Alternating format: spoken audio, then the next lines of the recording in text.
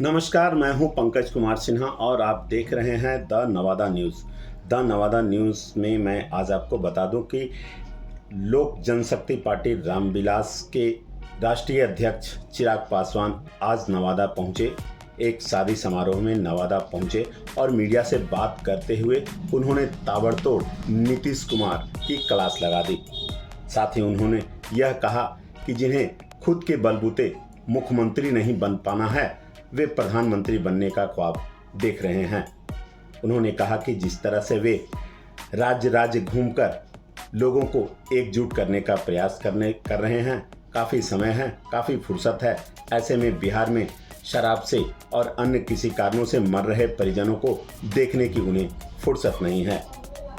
Media के सवाल के जवाब में चिराग पासवान ने जदयू को और राजद को घेरते हुए कहा कि जिस तरह से जदयू के राष्ट्रीय अध्यक्ष ने संसद भवन को दूसरे रूप में इस्तेमाल किए जाने की बात की, वह काफ़ी निंदनीय है। उन्होंने कहा कि मैं मानता हूं कि आप व्यक्ति विशेष किसी से विरोध हो सकता है, किसी का विरोध कर सकते हैं। संसद सर्वोच्च संस्था होती है, देश की सर्वोच्च संस्था है और इस संस्था के बारे में अपमानजनक टिप्पणी करना काफ़ी निंदनीय है। उन्होंने कहा कि राजद ने भी पिछले दिनों यह संसद भवन के नक्शे को ताबूत से तुलना की थी, जो काफ़ी गंभीर मुद्दा है। ऐसे बचकाना हरकत, ऐसे बचकाने बयान से इन लोगों को बचना चाहिए। उन्होंने नसीहत देते हुए कहा कि ये लोग सिर्फ और सिर्फ प्रधानमंत्री नरेंद्र मोदी का विरोध करना जानते हैं, देश और जनता के हित का ख्याल करना नहीं जानते हैं। वे नवादा में कांग्रेस नेता संजय पासवान उर्फ डीसी के बेटी की शादी समारोह में पहुंचे थे। वहां काफ़ी सुरक्षा व्यवस्था के बीच उन्होंने वर वधू को आशीर्वाद दिया। साथ ही यह भी कहा कि यह मांगलिक कार्य सौभाग्यपूर्ण रहे। सुनिए क्या कहते हैं लोजपा के राष्ट्रीय अध्यक्ष चिराग पासवान। जो खुद प्रदेश के मुख्यमंत्री नहीं बन पाए, वो प्रधानमंत्री बनने और बनाने की बात करते हैं तो ये हास्यास्पद लगता है। मुख्यमंत्री क्यों नहीं बन पाई, ये बात मैं इसलिए कह रहा हूँ क्योंकि 2020 में बिहार की जनता ने किसी को भी चुना हो, पर उन्होंने मौजूदा मुख्यमंत्री नीतीश कुमार जी को मुख्यमंत्री के लिए नहीं चुना था। चुना होता तो तीसरे नंबर की पार्टी नहीं होती, चुना होता तो आधे से ज़्यादा प्रत्याशी इनके चुनाव नहीं हारे होते। आज किसी की कृपा पर, किसी की दया पर और परिस्थितिवश ये मुख्यमंत्री बने हुए हैं। और ये मुख्यमंत्री बनने के बाद जो मुख्यमंत्री का दायित्व होता है, आज इनके पास पूरा समय है देश भ्रमण करने का। दरवाजे दरवाजे जाकर विपक्षी दलों के नेताओं से मिलकर ये अर्जी दे रहे हैं खुद को प्रधानमंत्री बनाने की। पर इन मुख्यमंत्री के पास इतनी फुर्सत नहीं है कि ये बिहार भ्रमण पर निकले।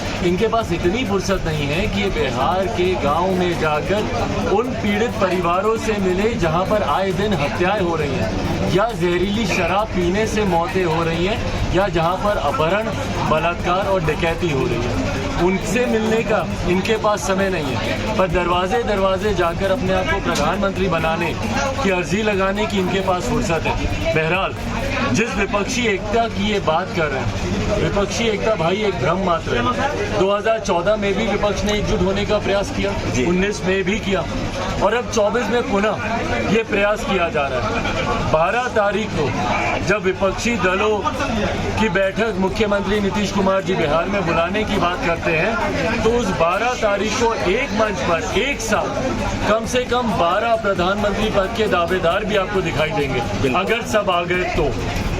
ये 12 ऐसे नेता हैं जिनकी व्यक्तिगत महत्वाकांक्षाएं इतनी ज़्यादा हैं, जिसकी वजह से ये कुनबा कभी एक हो ही नहीं सकता। ये ऐसा भानुमति का कुनबा है, विपक्षी एकता, जो बनने से पहले ही धराशायी हो जाता है। सवाल है बाबा धार्मिक धर्म गुरुओं से फायदा नुकसान की अपेक्षा रखना ही अपने में एक बहुत बड़ी गलत सोच है।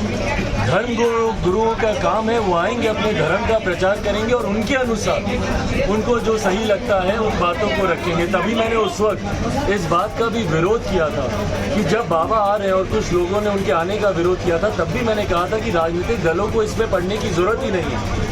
क्यों भैया राज्य सरकार के पास इतना समय है कि वो बाबा के आने का विरोध करेंगे, पर उनके पास इतना समय नहीं है कि सीटेट बीटेट के अभ्यर्थियों की चिंता कर ले, या बिहार में बढ़ रही बेरोजगारी पे बात करें, या बिहार में बढ़ रहे अपराध पे बात करें, या बिहार में बढ़ रहे भ्रष्टाचार पे बात करें। पूरा ध्यान केंद्रित इन लोगों का था बाबा के आने पर और उनके क्या कहने पर। भाई बाबा आए, आकर चले भी गए, और इन लोगों ने पूरा ध्यान केंद्रित कर दिया उनके आने जाने रहने बोलने पर। वो धर्म गुरु है, वो अपनी बातों को रखेंगे, उससे राजनीतिक दलों का क्या लेना देना। अंतोगत्वा ये देश सिर्फ और सिर्फ संविधान के आधार पर चलेगा। धर्म गुरु अपनी बातें रखेंगे, अपने धर्म का प्रचार करेंगे, पर उसमें राजनीतिक दलों को पढ़ने की जरूरत नहीं है। 24-25 में 2 बड़े चुनाव होने हैं देश और एक निर्णायक भूमिका में तो जरूर लोक जनशक्ति पार्टी रामविलास बिहार फर्स्ट और बिहारी फर्स्ट रहेगा। जिस तरीके से बिहार भ्रमण के दौरान बिहार का शायद ही कोई गांव ऐसा है, मैं प्रखंड की बात नहीं कर रहा, जिले की तो मैं बात कर ही नहीं रहा, मैं प्रखंड की भी बात नहीं कर रहा, मैं पंचायतों की भी बात नहीं कर रहा, मैं गाँव की बात कर रहा हूँ। शायद ही कोई गाँव ऐसा है आज की तारीख में, और मैं चाहूँगा आप लोग स्वतंत्र तरीके से सर्वे भी इसका करें। शायद ही कोई ऐसा गांव होगा जो बिहार फर्स्ट बिहारी फर्स्ट से ना जुड़ना चाहता हो। बिहार फर्स्ट बिहारी फर्स्ट बिहार को एक विकसित राज्य बनाने का एक रोड मैप है। ऐसे में लोगों का बढ़ता विश्वास बिहार फर्स्ट बिहारी फर्स्ट के साथ, ये मेरे विश्वास को बढ़ाता है कि आने वाले दिनों में लोक जनशक्ति पार्टी रामविलास 2024 के चुनाव हो या 2025 के चुनाव हो, 24 के चुनाव में 40 सीटें महत्वपूर्ण भागीदारी निभाती हैं केंद्र सरकार में। ऐसे में इन 40 सीटों में भी हम लोग की एक अहम भूमिका होगी। और विधानसभा के चुनाव में सवाल ये है कि लालू जी, नीतीश जी और आपके पिताजी तीनों एक आंदोलन से निकले हैं। क्या भविष्य में तेजस्वी के साथ चिराग पासवान दिखेंगे? राजनीतिक गठजोड़ होगी, ऐसी चर्चा चल रही है अंदर खाने। हम लोग साथ कई मंचों पर दिखते हैं। मैंने बार बार कहा तेजस्वी मेरे छोटे भाई हैं, उस परिवार से मेरा पुराना रिश्ता रहा है, मेरे पिताजी का पुराना रिश्ता रहा है, पारिवारिक संबंध रहे। लालू जी मेरे पिताजी ना सिर्फ समकक्ष रहे बल्कि मित्र रहे, साथी रहे, भाइयों की तरह दोनों ने काम किया। तो वो रिश्ता यकीनन है। अब इसके राजनीतिक मायने निकलेंगे नहीं निकलेंगे, मुझे लगता है भविष्य के घर में आने वाले उस रिश्ता में नीतीश कुमार को कहाँ आप देखते हैं? उनके साथ मेरे रिश्ते कभी इतने मधुर रहे ही नहीं, ना मेरे पिताजी के। मेरे पिताजी के राजनीतिक पतन का हर संभव प्रयास मुख्यमंत्री नीतीश कुमार जी के द्वारा किया जाता रहा है। 2005 में हम लोग की पार्टी को तोड़कर हमारे विधायकों को लेकर जाने की बात हो, समय समय पर हमारे सांसद, हमारे विधान पार्षदों को तोड़ने की बात हो, दलित महादलित एक राजनीतिक नीतिगत जो फैसला मुख्यमंत्री जी के द्वारा लिया गया था, वो कहीं ना कहीं मेरे नेता के कद को घटाने की सोच के साथ ही लिया गया ये फैसला था। तो ऐसे में कभी मेरे नेता के भी संबंध मुख्यमंत्री जी के साथ मधुर नहीं रहे, और मैं तो खैर उनकी नीति का मुझे लगता है बिहार में सबसे बड़ा विरोधी मैं ही हूँ। वो अपनी बातों को रख रहे हैं, अपने दल के वो नेता हैं, स्वाभाविक है विपक्ष की भूमिका में है वो, और इन बातों को वो रखेंगे, उसमें कहीं किसी को कोई संदेह नहीं है। केंद्र सरकार की नीतियों का विरोध करना है, किसी भी सरकार की नीति का विरोध करना जहाँ पे गलत आपको लगता है, ये विपक्ष की जिम्मेदारी होती है, विपक्ष का कार्य होता है। पर हाँ, अंतर्राष्ट्रीय मंचों पर ज़रूर इन बातों का ध्यान रखना चाहिए। इंटरनेशनली जब आप भारत को रिप्रेजेंट कर रहे हैं, वहाँ पे भारतीय एकता की बात होनी चाहिए। तमाम मसलों को, तमाम विवादों को भारत में रहकर सुलझाना ज़्यादा बेहतर है, rather than taking it to international platform. क्या लगता है भारत को गिराने की कोशिश करे, जिस तरह से बाहरी मंच पे वो भारत को बदनाम? भाई मुझे नहीं पता कौन गिराने की कोशिश कर रहा नहीं कर रहा, बट अंतर्राष्ट्रीय मंच वो जगह नहीं है जहाँ पर आप भारतीय मसलों या विवादों का आप जिक्र करें। पर बहरहाल वो अपनी सोच से जो जदयू के राष्ट्रीय अध्यक्ष लल्लन सिंह जी कल एक बयान दिए थे कि हमारी सरकार बनी विपक्ष की तो संसद का उपयोग दूसरे रूप में करें। बताइए कितना गलत है। भारतीय संसद है वो, संसद को लेकर आप इस तरीके की बातें आप नहीं कर सकते। भारतीय संसद है भाई, अंतोगत्वा वहीं पर जाकर आपके नेता, आपके विधायक, अगर कोई आपके सांसद अगर कोई चुना गया तो वहीं पर जाकर देश सेवा की वो शपथ लेंगे, वहीं पर जाकर नीतियों का निर्माण किया जाएगा।